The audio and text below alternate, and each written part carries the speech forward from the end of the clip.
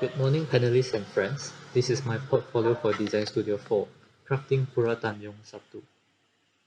In this portfolio, I'll be covering all three projects, site research, crafting scheme, and my design proposal for Pura Tanjung Sabtu. First off, the site research. The form of a traditional Malay house are normally on stilts, as to prevent animal trespassing and allowing cool air to enter the building from underneath here. Our site is located at Kuala Terengganu and it is surrounded by the river, namely River Nerus, which it is still used today. The site used to be a tourism hotspot, but due to lack of maintenance, it is not relatable anymore. There is a big opportunity here as the site is huge and a lot of empty land, hence it is suitable to further convert it into a community space or a commercial area. The threats that I foresee is flooding caused by the river nearby, although this can be overcome by a sheer wall around. The average wind direction mostly comes from the southwest towards the northeast side. We have also did a lighting condition analysis of our site where my findings are even though the existing buildings is equipped with numerous openings, natural light doesn't seem to project into the building, hence causing a dark interior environment. My proposal here is to have a large opening that should be placed in a more suitable area. Next is the crafting skin, where we are supposed to create a skin from our selected craft. Mine was the ripple effect of water caused by traditional timber boats sailing through. I got my ideas from these wavy timber strips where it acts as both a screen and a facade that adds both functional and aesthetical value. This is the final form of my skin design. It is a combination of wavy timber strips and oval shapes that all can be constructed with glue laminated wood.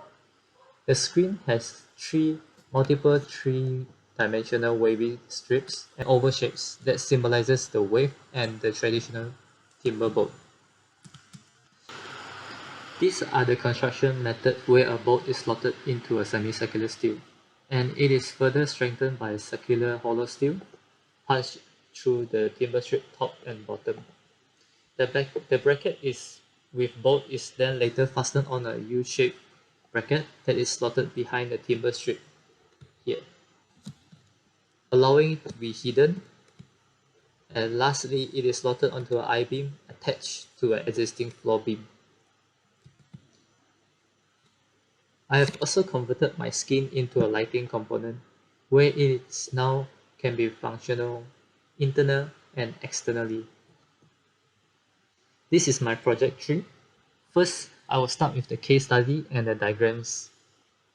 I've conducted two case studies. First is the Opera House in Oslo, where I study how this building relates to the river nearby and how to create activities around the building.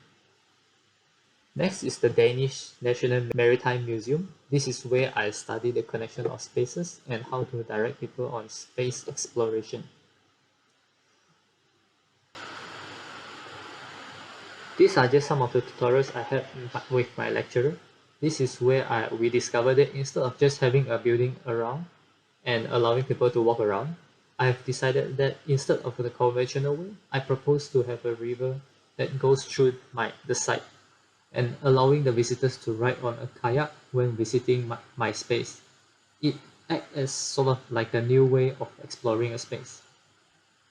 These are just some of the sketches with developing bubble diagrams, space allocation, and discussing on how to further allow the river to direct the space sequences. This is a conceptual idea on activities that can be conducted around the site.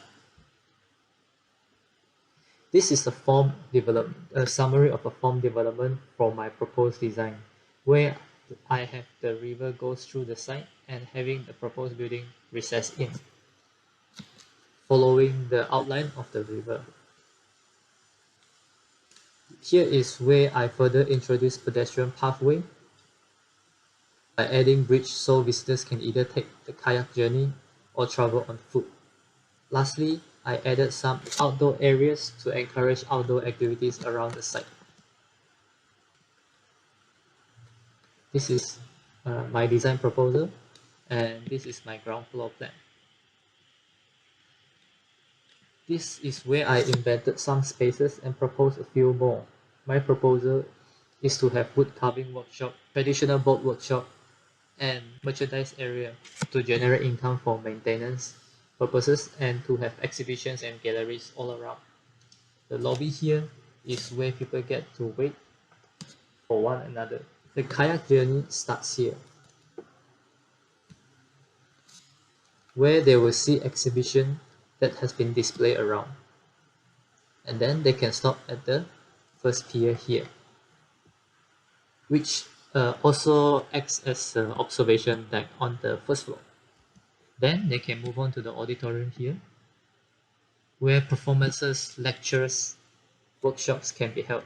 The auditorium is a two-story space where people can be seated on the first floor, and the kayak sailors are allowed to park around this area. After that, they will go through the second pier here, where more spaces are located, but which will be further explained on the first floor plan. After that, they will come to this tunnel right here. The idea of this tunnel is to create a wow factor where they will see a life-size traditional boat at the end of the tunnel right here. Basically, it's an idea to close a space before a big surprise at the end. On the first floor plan, I have converted some of the spaces such as the guest house here and an admin office right around here. As mentioned, they will have to pass through the merchandise area here. Only then they can stop for the coffee bar, use the washroom here, or visit the library that is equipped with a VR room. There are three types of roof here. First is the existing pitch roof. Next is the octagonal turret roof, specifically for the pier and jetty. Lastly is a wavy shaped roof to further solidify my idea of crafting skin. The elevation here shows the relation from one building to another. There are three double volume spaces here, namely the wood carving workshop, the traditional boat workshop, and the auditorium. The reason for the workshops to have double space volume is so that it can store large wood plank that is needed for the boat and also to have a hierarchy of space. Elevation 4 shows the view of visitors who travel from Kuala Terengganu via boat. Meanwhile, elevation 5 shows the view for visitors who travel by car.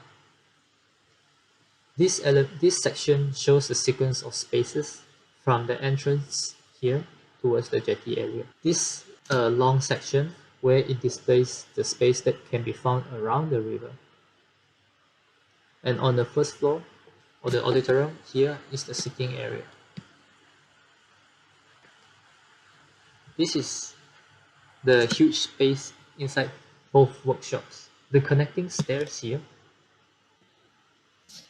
is created to further enhance the space relation, allowing visitors to travel back and forth easily. This is the view from the lounge area towards the proposed building. This is the view after the lounge area. This is the view of the lobby area. And this is the jetty and also as the entrance of the kayak area. This is a view from the first floor of the pier, the observation deck area. And this is the tunnel as mentioned before. And this is what they see at the end of the tunnel, a traditional timber boat here. And then these are some of the area view. Here is an overview of the spaces. Next is taken from the roadside towards the side area. And yes, this is the third area view. Before I end my presentation, I would like to play a 3-minute video walkthrough of the spaces that I propose.